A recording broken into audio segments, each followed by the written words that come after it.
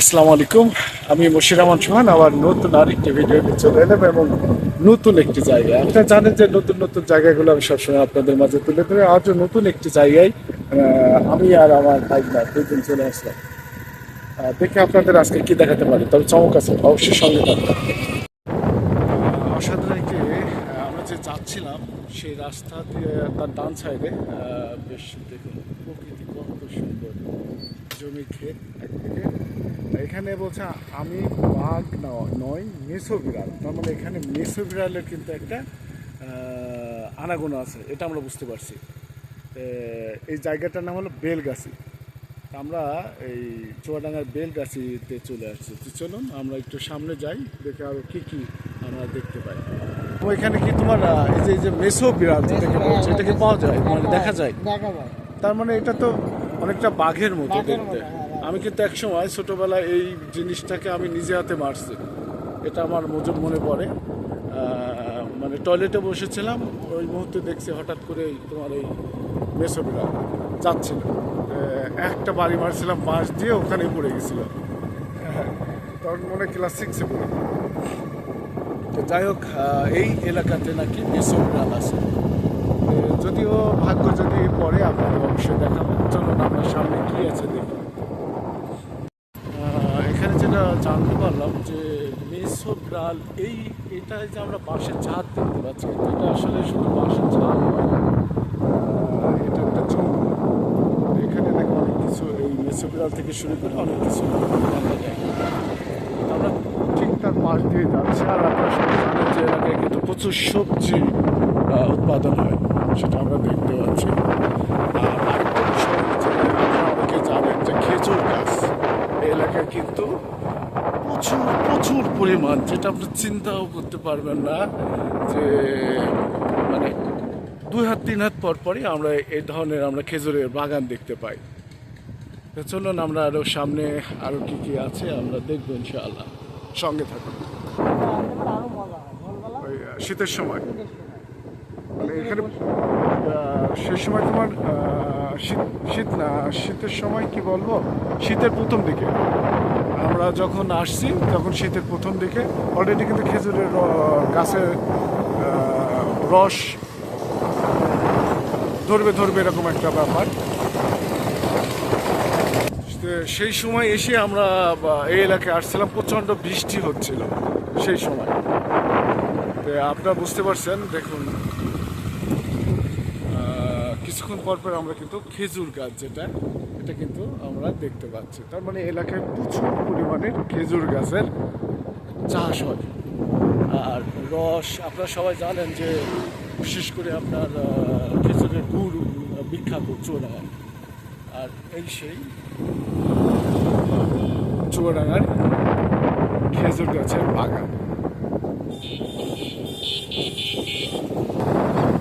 আজকে সম্ভবত 14 তারিখ, 14 তারিখ, হ্যাঁ আজকে 14 তারিখ।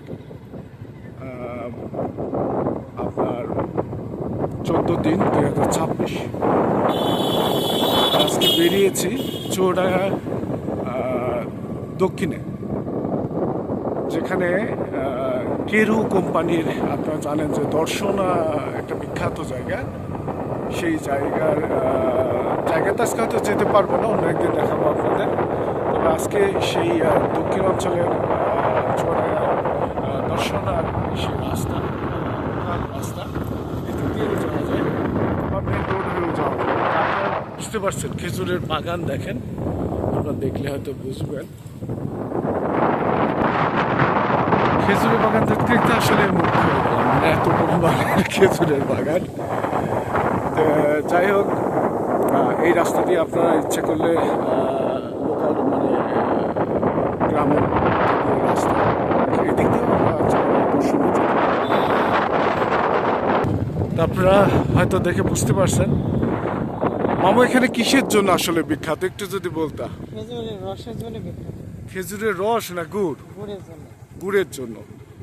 আর কি কি পাওয়া যায়, মানে এই চুয়াডাঙ্গাতে আর কি কি আছে এই এলাকায়, একটু যদি আমার দর্শককে বলতা। আম চাষটা বেশি, এখানে হলো হিমসাগর আমটা সবচেয়ে বাংলাদেশে বিখ্যাত আমাদের চড়াই জেলা হিমসাগর, যেটা রাজশাহীতে হয়, রাজশাহীতে। চাপাইতে হয় বিশেষ করে। আচ্ছা আচ্ছা এবার আমাদের লিচুটা সবচেয়ে বেশি, আচ্ছা আচ্ছা। অনেক লিচুর বাগান। এখানে তো দেখতে পাচ্ছি প্রচুর পরিমাণের আম গাছ। আপনারা তো বুঝতে পারছেন কিনা, আমি এই সাইডে পুরো বাগানটাই আমরা আম গাছ দেখতে পাচ্ছি।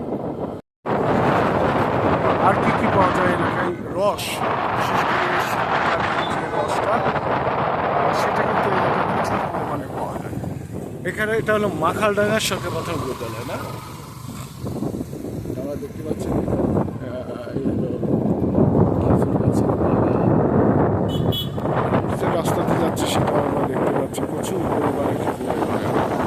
আজকে শুধু আপনাদের এই ভিডিওতে এই শুধু খেজুর গাছের দেখাবো। সামনে আরেকটা ভিডিওটা আসছে, সেটাও আপনার খেয়াল করবেন বা দেখবেন। প্রত্যেকটা ভিডিওতে নতুন নতুন কিছু আমি তুলে ধরার চেষ্টা করি। দেখেন অলরেডি কিন্তু আমরা দেখতে পাচ্ছি চাষিরা ফুলকপি বা পাতাকপি চাষ করছে। তো এই তো চৌডাঙ্গার খেজুর গাছের উপরে আজকে আপনাদের শুধু খেজুর গাছ দেখালাম। ভিডিওতে শুধু খেজুর গাছ আপনাদের দেখানোর চেষ্টা করেছি। সামনে সামনে এটা কি মাখালডাঙ্গা। সামনে আরেকটি ভিডিওতে নতুন কিছু আবার তুলে ধরবো। সে পর্যন্ত সবাই ভালো থাকবেন, সুস্থ থাকবেন। আর অবশ্যই ভিডিও যারা সাবস্ক্রাইব করেন সাবস্ক্রাইব করবেন, আর যারা বিশেষ করে